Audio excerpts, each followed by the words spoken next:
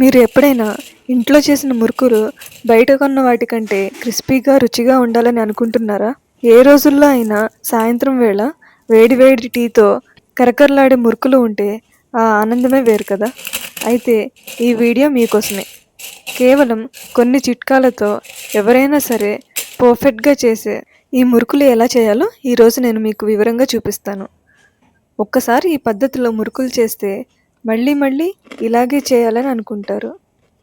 మీరు ఇలా చేశారంటే మీ ఇంట్లో అందరూ మిమ్మల్ని మెచ్చుకోవడం ఖాయం. Hello everyone, welcome to Telugu aroma kitchen. ఈరోజు మన అందరికీ ఇష్టమైన నోరూరించే మురుకులను ఇంట్లోనే చాలా ఈజీగా ఎలా చేసుకోవాలో చూపిస్తాను. ఈ మురుకులను చాలా ఈజీగా, క్రిస్పీగా, గుల్లగా ఎలా తయారు చేసుకోవాలో చూద్దాం. మురుకులు అనగానే చాలామందికి కష్టమైన వంటకం అని అనిపిస్తుంది. పిండి కలపడం దగ్గర నుండి ఒత్తడం వరకు చాలా జాగ్రత్తలు తీసుకోవాలని అనుకుంటారు. కానీ నేను ఈ రెసిపీలో చెప్పే చిన్న చిన్న చిట్కాలు, ముఖ్యంగా పిండి కలిపే విధానం, నూనె వేడి చేసే పద్ధతి వంటివి పాటిస్తే మీ మురుకులు గట్టిగా లేకుండా పర్ఫెక్ట్ టెక్స్చర్తో అద్భుతమైన రుచితో వస్తాయి. పండుగలకు స్నాక్స్ లేదా ఎప్పుడైనా తినాలనిపించినప్పుడు చేసుకోవడానికి ఇది ఒక అద్భుతమైన రెసిపీ. ఈ వీడియోలో నేను మీకు ప్రతి దశను వివరంగా చూపిస్తాను. అలాగే మురుకులు చేసేటప్పుడు వచ్చే సాధారణ సందేహాలను సమాధానాలు కూడా ఇస్తాను. కాబట్టి వీడియోను చివరి వరకు చూడండి.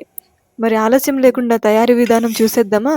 మురుకులు చేయడానికి మనకు చాలా తక్కువ పదార్థాలు అవసరం, కానీ వాటిని సరైన కొలతలతో తీసుకోవడం చాలా ఇంపార్టెంట్.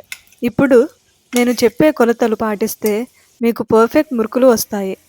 మొదటిది మినపప్పు. 1 గ్లాస్ అంటే సుమారు 250 గ్రాముల మినపప్పు తీసుకోవాలి. మినపప్పు మురుకులకు మంచి క్రిస్పీనెస్ మరియు గుల్లగా వస్తాయి. ఇది మురుకులకు ఒక కమ్మని టేస్ట్ని ఇస్తుంది. రెండవది బియ్యపిండి. 4 గ్లాసులు అంటే సుమారు 1 కిలో బియ్యపిండి. బియ్యపిండి మురుకులకు మెయిన్ ఇంగ్రీడియంట్. మీరు మిల్లులో ఆడించుకున్న బియ్యపిండి లేదా బయట కొన్న పిండి ఏదైనా వాడుకోవచ్చు. ఒకవేళ మీరు ఇంట్లో బియ్యం నానబెట్టి పట్టించిన పిండి వాడితే మురుకులు ఇంకా గుల్లగా వస్తాయి. మూడవది ఉప్పు. ఉప్పు రుచికి సరిపడా వేసుకోవాలి. సాధారణంగా 1 నుండి 2 టీ స్పూన్లు సరిపోతుంది, కానీ మీ రుచికి తగ్గట్టుగా సర్దుబాటు చేసుకోవచ్చు. పిండి కలిపిన తరువాత ఒక చిన్న ముద్దను రుచి చూసి అవసరమైతే మరికొంత ఉప్పు కలుపుకోవచ్చు. ఉప్పు సరిగ్గా లేకపోతే మురుకులు చప్పగా అనిపిస్తాయి.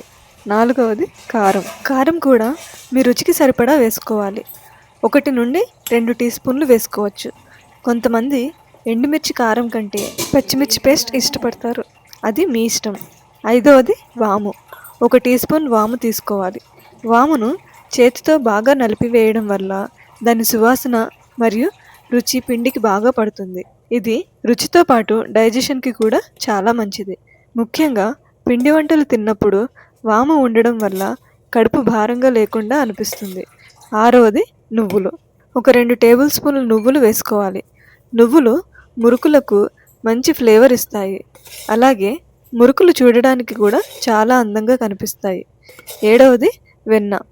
బటర్. 2 నుండి 3 టేబుల్ స్పూన్లు కరిగించిన బటర్ తీసుకోవాలి. బటర్ వేసుకోవడం వల్ల మురుకులు గుల్లదనాన్ని మరియు మృదుత్వాన్ని ఇస్తాయి. బటర్ బదులుగా మీరు కావాలంటే వేడి నూనె కూడా వాడుకోవచ్చు, కానీ బటర్తో వచ్చే రుచి వేరు. బటర్ వాడేటప్పుడు అది ఫ్రెష్ మరియు సాల్ట్ లేనిదైతే ఇంకా బాగుంటుంది. చివరిది నూనె. డీప్ ఫ్రై చేయడానికి సరిపడా నూనె తీసుకోవాలి. ఇప్పుడు మురుకులు తయారీ విధానాన్ని చాలా వివరంగా దశల వారీగా చూద్దాం. ఈ స్టెప్స్ చాలా ముఖ్యం, కాబట్టి శ్రద్ధగా వినండి. ఫస్ట్ స్టెప్, మినపప్పును ఉడికించడం. ఇది మురుకులు సాఫ్ట్గా రావడానికి అసలైన సీక్రెట్. ముందుగా మినపప్పును శుభ్రంగా కడిగి తీసుకోవాలి. మినపప్పును కనీసం 2-3 సార్లు కడగడం వల్ల దానిపై ఉండే పొడి మరియు డస్ట్ అనేవి పోతాయి. ఇప్పుడు ఇందులో 1:2 రేషియోలో నీళ్లు పోసి కుక్కర్లో 4 విజిల్స్ వచ్చేంత వరకు ఉడికించుకోవాలి. అంటే 1 గ్లాస్ మినపప్పుకు 2 గ్లాసుల నీళ్లు. మినపప్పు బాగా మెత్తగా వెన్నలా ఉడకాలి. అప్పుడే మురుకులు గుల్లగా వస్తాయి. ఉడికిన తర్వాత మినపప్పును పూర్తిగా చల్లారనివ్వాలి. సెకండ్ స్టెప్, బియ్యపిండి మిశ్రమం సిద్ధం చేసుకోవడం. మినపప్పు ఉడికేలోపు ఒక పెద్ద వెడల్పాటి గిన్నెలో కానీ బేషన్లో కానీ బియ్యపిండిని తీసుకోవాలి. బియ్యపిండిని ఒకసారి జల్లించుకుంటే ఉండలు లేకుండా ఉంటుంది. అందులో రుచికి సరిపడా ఉప్పు, కారం, చేతితో నలిపిన వాము వేసి బాగా కలపాలి. ఆ తర్వాత నువ్వులు కూడా వేసి కరిగించిన వెన్న వేసుకొని పిండి మొత్తానికి బాగా కలిసేలా కలుపుకోవాలి. వెన్నను వేడి చేసి వేయడం వల్ల పిండికి మంచి గుల్లదనం వస్తుంది. బటర్ పిండి అంతా పట్టేలా ఎక్కడా ఉండలు లేకుండా చూసుకోవాలి. ఈ స్టెప్లో పిండిని చేతులతో బాగా కలపడం చాలా ఇంపార్టెంట్. థర్డ్ స్టెప్, మినపప్పు పేస్ట్ తయారు చేసుకోవడం. కుక్కర్ ప్రెషర్ పూర్తిగా పోయిన తర్వాత ఉడికించిన మినపప్పును మిక్సర్ జార్లో వేసి మెత్తగా పేస్ట్ చేసుకోవాలి. పేస్ట్ ఎంత మెత్తగా ఉంటే మురుకులు అంత బాగా వస్తాయి. అవసరమైతే కొద్దిగా నీళ్లు కూడా పోసుకుంటూ చాలా మెత్తగా గ్రైండ్ చేసుకోవాలి. ఈ పేస్ట్లో చిన్న చిన్న పలుకులు లాంటివి ఏమీ లేకుండా చూసుకోవాలి. ఫోర్త్ స్టెప్, పిండి కలపడం. ఇలా గ్రైండ్ చేసుకున్న మినపప్పు పేస్ట్ను బియ్యపిండి మిశ్రమంలో వేసి బాగా కలపాలి. మినపప్పు వేసిన తర్వాత పిండి గట్టిగా అనిపిస్తే కొద్దిగా నీళ్లు పోసుకుంటూ కలుపుకోవాలి. పిండిని మెత్తగా చపాతీ పిండి కంటే కొంచెం సాఫ్ట్గా ఉండేలా కలుపుకోవాలి. పిండి మరీ గట్టిగా ఉండకూడదు, అలాగని మరీ పలుచగా కూడా ఉండకూడదు. కలిపిన పిండిని వేలితో నొక్కి చూస్తే సాఫ్ట్గా అనిపించాలి. ఫిఫ్త్ స్టెప్, నూనె వేడి చేయడం. స్టవ్ మీద ఒక మందపాటి ప్యాన్ పెట్టి నూనె వేసి బాగా వేడి చేసుకోవాలి. నూనె వేడిగా ఉందో లేదో తెలుసుకోవడానికి ఒక చిన్న పిండి ముద్దను నూనెలో వేయండి. అది వెంటనే పైకి వస్తే నూనె వేడిగా ఉన్నట్లు. సిక్స్త్ స్టెప్, మురుకులు ఒత్తడం.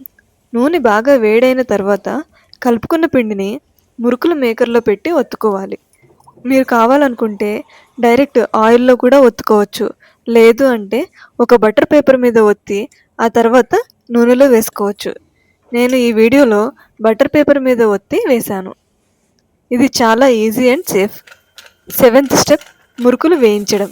మురుకులు వేగడానికి ఎక్కువ సమయం పట్టదు. మీడియం ఫ్లేమ్ మీద పెట్టుకొని వేయించుకోవాలి. మురుకులు నూనెలో వేసిన వెంటనే కదపకూడదు. 1 నిమిషం తర్వాత నెమ్మదిగా తిప్పుతూ లేత గోధుమ రంగులోకి రాగానే తీసేయాలి. వేయించిన మురుకులను టిష్యూ పేపర్ మీద వేయండి. ఒక్కసారి మళ్ళీ గుర్తు చేస్తున్నాను, ఈ స్టెప్స్ అన్నీ చాలా ముఖ్యం. ఫస్ట్ స్టెప్ మినపప్పును ఉడికించడం దగ్గర నుండి 7th స్టెప్ మురుకులు వేయించడం వరకు. మురుకులు బాగా రావడానికి కొన్ని చిట్కాలు. మీరు మురుకులు గనుక ఎక్కువ క్వాంటిటీలో చేస్తున్నారు అంటే పిండిని ఎప్పుడు ఒకేసారి కలిపి పెట్టుకోకండి. కొద్దిగా కలుపుకుంటే పిండి ఆరిపోకుండా ఉంటుంది. నూనె కూడా మరీ వేడిగా ఉంటే మురుకులు లోపల ఉడకవు. కాబట్టి మంటను అడ్జస్ట్ చేస్తూ ఉండాలి. మురుకులు పూర్తిగా చల్లారిన తర్వాతే డబ్బాలో పెట్టుకోవాలి. చాలామంది అడిగే కొన్ని ప్రశ్నలకు సమాధానాలు కూడా ఇక్కడ ఇస్తున్నాను.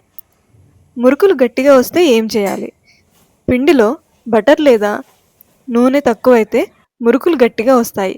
కాబట్టి పిండిని కలిపేటప్పుడు బటర్ సరిగ్గా వేయండి. మినపప్పు వేయించి వాడుకోవచ్చా? ఎస్, వేయించి పొడి చేసి కూడా వాడుకోవచ్చు. కానీ ఉడికించి వేస్తే మురుకులు మరింత గుల్లగా వస్తాయి. మురుకులు నూనె ఎందుకు పీలుస్తాయి? నూనె సరిగ్గా వేడి కాకపోయినా లేదు పిండి మరీ పలుచగా ఉన్న మురుకులు నూనె ఎక్కువ పీల్చేస్తాయి.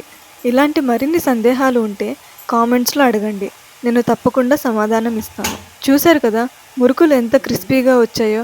మీరు కూడా తప్పకుండా ట్రై చేయండి. మీ అభిప్రాయాన్ని కామెంట్స్లో చెప్పండి. చాలామందికి వచ్చే సందేహం ఏంటంటే మినపప్పును ఎంతసేపు ఉడికించుకోవాలి అని. కుక్కర్లో మీడియం ఫ్లేమ్లో 4 విజిల్స్ వస్తే పప్పు మెత్తగా ఉడికిపోతుంది. కానీ కొన్నిసార్లు పప్పు రకాన్ని బట్టి మరో 2 విజిల్స్ అవసరం కావచ్చు.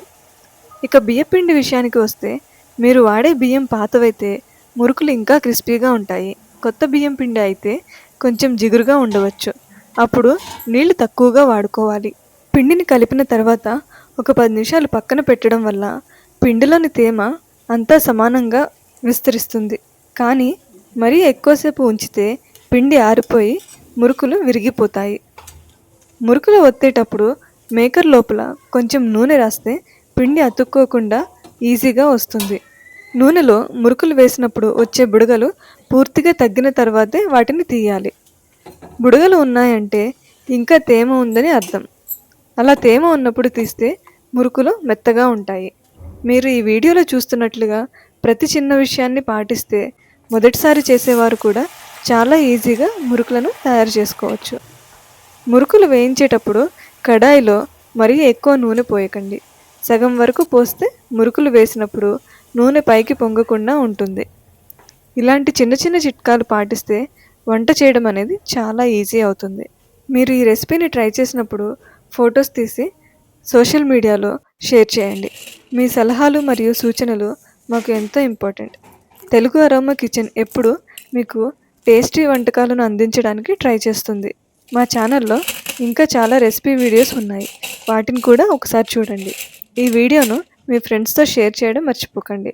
ఈ వీడియో నచ్చితే లైక్ చేసి షేర్ చేయండి మరియు మా ఛానల్ని సబ్స్క్రైబ్ చేసుకోవడం మర్చిపోకండి. మళ్ళీ ఇంకో మంచి రెసిపీతో కలుద్దాం.